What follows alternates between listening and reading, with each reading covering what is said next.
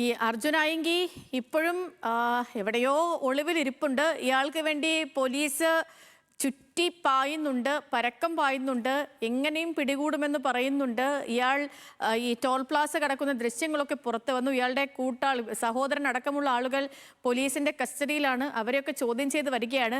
ഇത്രയും ഒരു ഇൻട്രോ പറയാനുള്ള കാരണം, അല്ലെങ്കിൽ പശ്ചാത്തലം പറയാനുള്ള കാരണം, ഒളിവിലിരിക്കുമ്പോഴും വീണ്ടും പോലീസിനെതിരെ ഭീഷണി മുഴക്കുന്നുണ്ട് അർജുൻ ആയെങ്കി. അയാൾക്കെതിരെ ഇതിന്റെ പശ്ചാത്തലത്തിൽ ഒരു കേസ് കൂടി എടുത്തിട്ടുണ്ട്. മുഖ്യമന്ത്രിയെ അധിക്ഷേപിച്ച് പോസ്റ്റ് ഇട്ടതിനാണ് ആലുവ സൈബർ പോലീസ് കേസ് എടുത്തിരിക്കുന്നത്. സഹിൻ ആന്റണി വിവരങ്ങളുമായി ചേരുന്നു. സഹിൻ, ആയങ്കിക്കെതിരെ കേസുകൾ പലത് എടുക്കുന്നുണ്ട്, പക്ഷെ ആയങ്കി മാത്രം പിടിയിലാകുന്നില്ല. ഇപ്പൊ പുതിയ കേസിന്റെ പശ്ചാത്തലം എന്താണ്?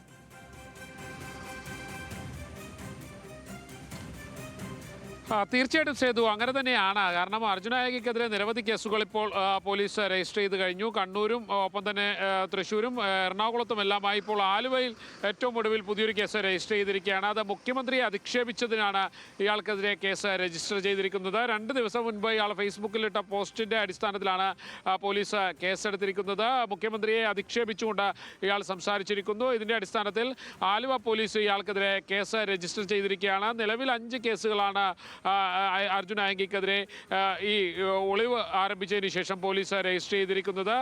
കൂടുതൽ കേസുകൾ വരാനുള്ള സാധ്യതയും തള്ളിക്കളയാൻ കഴിയുകയില്ല. പക്ഷേ അർജുൻ ആയങ്കിയെ ഇതുവരെ പിടികൂടാൻ പോലീസിന് കഴിഞ്ഞിട്ടില്ല എന്നുള്ളതും എടുത്തു പറയേണ്ടതാണ് സേതു. ഓക്കെ, ശരി സഹിൻ, ശരി.